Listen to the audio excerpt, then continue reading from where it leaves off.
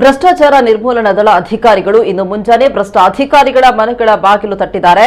Mangaluru smart city engineer K S Lingegowda ಸೇರಿದಂತೆ ರಾಜ್ಯ ಸರ್ಕಾರದ ವಿವಿಧ ಇಲಾಖೆಗಳ 15 ಅಧಿಕಾರಿಗಳ ಮನೆ, ಕಚೇರಿ ಹಾಗೂ ಅವರ ನಿಕಟವರ್ತಿಗಳ ಮನೆಗಳ ಮೇಲೆ ಇಂದು ಬೆಳಗ್ಗೆ ಅಧಿಕಾರಿಗಳು ಏಕಕಾಲದಲ್ಲಿ ದಾಳಿಯನ್ನು ನಡೆಸಿದ್ದಾರೆ. ಆದಾಯಕ್ಕಿಂತ ಹೆಚ್ಚು ಆಸ್ತಿ ಗಳಿಕೆ ಆರೋಪದ ಮೇಲೆ ಈ ದಾಳಿ ನಡೆದಿದ್ದು, ಏಕಕಾಲಕ್ಕೆ 60 ಸ್ಥಳಗಳ ಮೇಲೆ ದಾಳಿ ಮಾಡಲಾಗಿದೆ. ಎಸಿಬಿಯ 8 ಎಸ್ಪಿಗಳು, 100 ಅಧಿಕಾರಿಗಳು ಮತ್ತು 300 ಸಿಬ್ಬಂದಿ ಶೋಧ ನಡೆಸ್ತಾ ಇದ್ದಾರೆ ಅಂತ ತಿಳಿದು ಬಂದಿದೆ.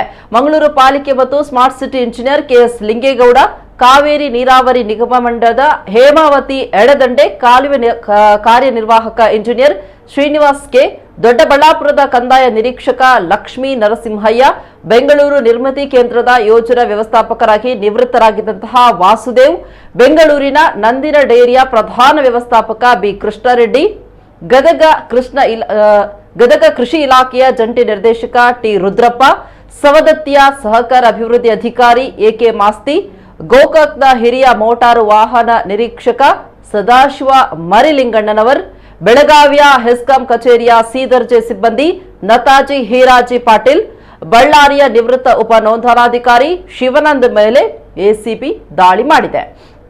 ಯಲಹಂಕ ಸರ್ಕಾರಿ ಆಸ್ಪತ್ರೆಯ ಫಿಸಿಯೋಥೆರಪಿ ತಜ್ಞರಾದಂತಹ ರಾಜಶೇಖರ್, ಬಿಬಿಎಂಪಿಯ ಮುಖ್ಯ ರಸ್ತೆ ಮತ್ತು ಮೂಲಸೌಕರ್ಯ ವಿಭಾಗದ ಪ್ರಥಮ ದರ್ಜೆ ಸಹಾಯಕ ಮಾಯಣ್ಣಯಂ, ಸಕಲ ಸೇವೆಗಳ ವಿಭಾಗದಲ್ಲಿರುವಂತಹ ಕೆಎಎಸ್ ಅಧಿಕಾರಿ ಎಲ್ಸಿ ನಾಗರಾಜ್, ಬಿಬಿಎಂಪಿ ಯಶವಂತಪುರ ವಿಭಾಗ ಕಚೇರಿಯ ಡಿಜಿ ದರ್ಜೆಯ ಸಿಬ್ಬಂದಿ ಜಿವಿ ಗಿರಿ, ಲೋಕೋಪಯೋಗಿ ಇಲಾಖೆಯ ಜೇವರ್ಗಿ ಉಪವಿಭಾಗದ ಕಿರಿಯ ಇಂಜಿನಿಯರ್ ಎಂಎಸ್ ಬಿರಾದರ್ ಅವರಿಗೆ ಸಂಬಂಧಿಸಿದಂತಹ ಸ್ಥಳಗಳಲ್ಲೂ ಕೂಡ ಶೋಧ ನಡೆಸಲಾಗ್ತಾ ಇದೆ ಅಂತ ಎಸಿಬಿ ಅಧಿಕಾರಿಗಳು ತಿಳಿಸಿದ್ದಾರೆ. 15 ಮಂದಿಯ ವಿರುದ್ಧ ಕೂಡ ಭ್ರಷ್ಟಾಚಾರ ನಿಯಂತ್ರಣ ಕಾಯ್ದೆಯಡಿ ಪ್ರಕರಣ ದಾಖಲಿಸಲಾಗಿದೆ. ನ್ಯಾಯಾಲಯದಿಂದ ಶೋಧನಾ ವಾರೆಂಟ್ ಪಡೆದು ಕಾರ್ಯಾಚರಣೆ ನಡೆಸಲಾಗ್ತಾ ಇದೆ ಅಂತ ಎಸಿಬಿ ಅಧಿಕಾರಿಗಳು ತಿಳಿಸಿದ್ದಾರೆ. ಮಂಗಳೂರು ಪಾಲಿಕೆ ಮತ್ತು ಸ್ಮಾರ್ಟ್ ಸಿಟಿ ಇಂಜಿನಿಯರ್ ಕೆಎಸ್ ಲಿಂಗೇಗೌಡನ ಮನೆಗೆ 2 ಟಾಟಾ ಸುಮೋ ಹಾಗೂ ನೋಂದಣಿ ಸಂಖ್ಯೆ ಇಲ್ಲದ ಸ್ವಿಫ್ಟ್ ಕಾರ್ನಲ್ಲಿ ಬಂದ ಎಸಿಬಿ ತಂಡ ಅಧಿಕಾರಿಯ ಮನೆ ಹಾಗೂ ಮಂಗಳೂರು ಮಹಾನಗರ ಪಾಲಿಕೆಯ ಸ್ಮಾರ್ಟ್ ಸಿಟಿ ಕಚೇರಿಗೆ ಏಕಕಾಲಕ್ಕೆ ದಾಳಿ ನಡೆಸಿ ಕಡತ ಮತ್ತು ಸೊತ್ತುಗಳ ಬಗ್ಗೆ ವಿಚಾರಣೆಯನ್ನು ಆರಂಭಿಸಿದ್ದಾರೆ. 15 ವರ್ಷಗಳ ಹಿಂದೆ ಇದೇ ಲಿಂಗೇಗೌಡನ ಮೇಲೆ ಲೋಕಾಯುಕ್ತ ದಾಳಿ ಕೂಡ ನಡೆಸಲಾಗಿತ್ತು.